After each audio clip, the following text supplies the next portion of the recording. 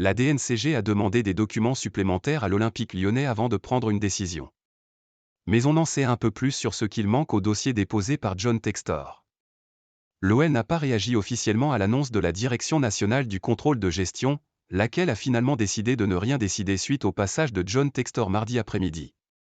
L'instance a donné un mois au propriétaire de l'Olympique lyonnais pour lui fournir des documents dont on ne connaît pas précisément la liste.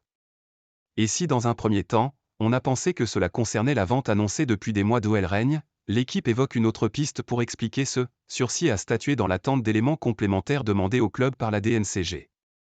Car lors de son précédent passage, John Textor avait pris un engagement que visiblement l'homme d'affaires américain n'a pas encore respecté, ce qui pourrait lui valoir la même réponse de la DNCG.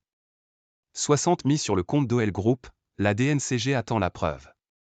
Le quotidien sportif révèle, dans un article signé de Vincent Duluc et Hugo Guillemet, que les responsables du gendarme financier du football professionnel français avaient exigé que John Textor dépose une garantie de 60 millions d'euros sur le compte de l'Olympique lyonnais afin d'assurer le refinancement de la dette de l'OL. Pour répondre à cette demande, John Textor avait expliqué à la DNCG que cette somme avait été placée dans une banque brésilienne, très sérieuse, sur un compte appartenant à l'Américain, et qu'il était bien stipulé sur ce virement de 60 000 qu'il était destiné à usage exclusif d'OL Group. Une précision qui n'avait pas convaincu l'organisme de contrôle l'été dernier, au point d'aboutir au refus de recrutement pour l'Olympique lyonnais. Et désormais, la DCNG attend de John Textor que tout cela soit régularisé.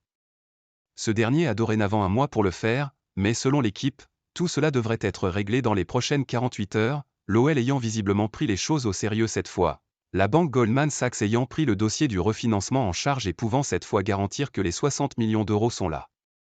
L'optimisme semblait de rigueur du côté de Lyon, la DNCG semblant avoir été un peu plus convaincue par la prestation et les documents de John Textor.